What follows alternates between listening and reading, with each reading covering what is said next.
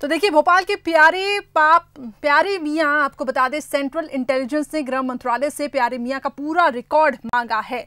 मियां ने गिरफ्तारी से बचने के लिए आखिर जम्मू कश्मीर क्यों चुना, इसको भी जांच में रखा जाएगा कि क्या पाकिस्तान भागने की फिराक में था प्यारे मियां। इस तरह की कई सूचनाएं एकत्र करने के लिए सेंट्रल इंटेलिजेंस और जो पुलिस है, दोनों ही इस पूरे मामले से जांच कर रही है।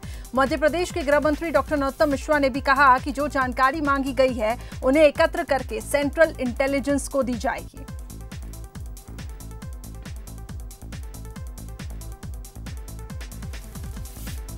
तो सेंट्रल इंटेलिजेंस ने गृह मंत्रालय से रिकॉर्ड मांगा है कि क्या पाकिस्तान भागने की फिराक में था प्यारे मियां। इस पॉइंट पर भी जांच की जाएगी कि जम्मू कश्मीर ही आखिर उसने क्यों चुना भागने के लिए। तो तमाम पहलुओं के आधार पर जांच की जाएगी। फिलहाल प्यारे मियां को जेपी अस्पताल लाया गया है भोपाल के।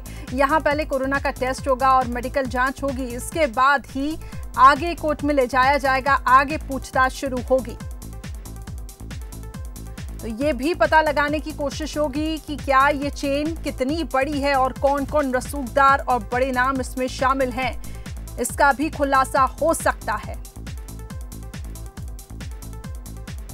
और कितने वक्त से प्यारे मियां इस घिनौने काम को अंजाम दे रहा था, हर पहलुओं के आधार पर जांच की जाएगी। लेकिन आपको बता दें, इस पूरे मामले में देखिए एसआईटी टीम का गठन हुआ और इसके बाद जांच तेज हुई। पुलिस को सूचना मिली खुफिया तंत्र से कि प्यारे मियां श्रीनगर में हैं। इसके बाद प्यारे मियां की गिरफ्तारी श्रीनगर से होती है। अब भोपाल उनको लाया जाएगा, ला दिया गया है भोपाल के जेपी अस्पताल में उनको लाया गया है, जहां उनका मेडिकल जांच किया जा रहा है और इसके बाद ही आगे की कार्रवाइयां होंगी।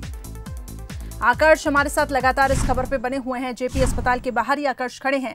आकर्ष, ये बताएं, जैसा कि आपने कहा कि हर पहलुओं के आधार पर जांच होगी, सबसे बड़ा सवाल यही है कि पाकिस्तान से भी क्या कुछ कनेक्शन हो सकता है, क्योंकि जम्मू कश्मीर का ही रास्ता क्यों चुना। और जैसा कि आप बता रहे थे कि प्यारे मियां कई बार विदेश यात्रा कर चुका है, तो ऐसे में कयास यही लगाए जा रहे थे कि भारत से भागने की फिराक में था प्यारे मियां।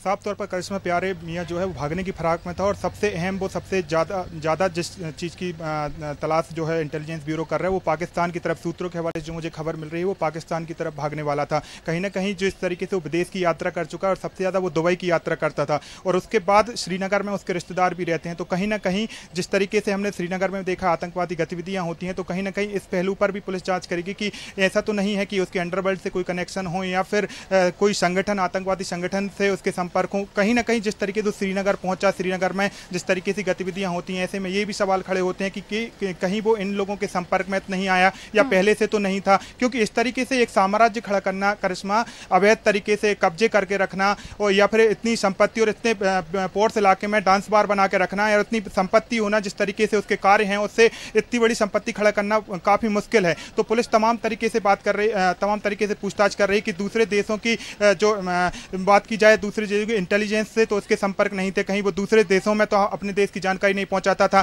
क्योंकि जिस तरीके से वो जम्मू कश्मीर गया तो तमाम तरीके से, और एक और बात मैं बताना चाहूंगा, जिस तरीके से उसके घर में छापामार कार्रवाई की गई थी तो कई दस्तावेज भी पुलिस को ऐसे मिले हैं जो इशारा करते हैं कि कहीं ना कहीं उसके और दूसरी चीजों में भी कहीं ना कहीं संलिप्त हो सकता है। इसी के चलते गृह विभाग ने इतनी फुर्ती दिखाई और उसके गिरफ्तार होने के तत्काल बाद ही गृह विभाग ने अपने जो इंटेलिजेंस ब्यूरो है, सेंट्रल इंटेलिजेंस ब्यूरो ने गृह विभाग से जानकारी मांगी है कि पूरे ही मामले की जो पहलू हैं वो आप हमसे शेयर करिए। तो कहीं ना कहीं ये अंदेशा जरूर जताया जा सकता है कि वो पाकिस्तान भागने वाला था या फिर वहां पर कुछ लोग उसके संपर्क में हो सकते हैं। करिश्मा जी बिल्कुल आकर्ष, और जैसा कि आपने कहा कि श्रीनगर में रिश्तेदार थे, दुबई में भी वो जाता था, तो ऐसे में कहीं ना कहीं ये अंदाज़ा लगाया जा सकता है कि क्या पाकिस्तान से भी उसके कनेक्शन थे। क्योंकि इतना बड़ा साम्राज्य खड़ा करना, जैसा कि आपने बताया, और किसी को भनक तक नहीं लगना, ये एक बड़ी बात हो सकती है। और अकेले अगर यही इंसान है, इसके साथ ही जो एक चेन जुड़ी हुई है, इस पर भी पुलिस को जाँच करनी होगी। लेकिन आकर्ष, ये बताएं,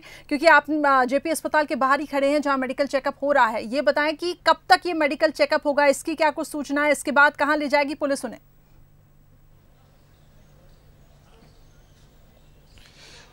करिश्मा कुछ ही देर बाद यहाँ से पुलिस लेके जाएगी। जो मेडिकल टीम है वो जुटी हुई है प्यारे मियाँ की टेस्टिंग करने में और जल्द से जल्द यहाँ से लेकर जाया जाएगा। आपको मैं दिखाना चाहूँगा कि पूरी जो टीम है पुलिस की वो अंदर ही मौजूद है, कुछ ही टीम है जो बाहर मौजूद है। तो जल्द से जल्द को यहाँ से ले जाके सबसे पहले जो बताया जा रहा है, मुझे सूत्रों के हवाले से जानकारी मिल रही है कि कोर्ट में ले जाया जाएगा, क्योंकि जो ट्रांजिट रिमांड होती है उसमें 24 घंटे के अंदर कोर्ट में पेश करना अनिवार्य होता है। हालांकि कोर्ट का टाइम खत्म हो गया करिश्मा, 5 बजे तक ही कोर्ट में पेश किया जा सकता है, लेकिन जैसे हमने देखा है स्पेशल मामलों में स्पेशल कोर्ट में पेशी की जा सकती है। तो यही अंदेशा जताया जा रहा है कि स्पेशल कोर्ट में इसको पेश किया जा सकता है, मजिस्ट्रेट के सामने पेश किया जा सकता है।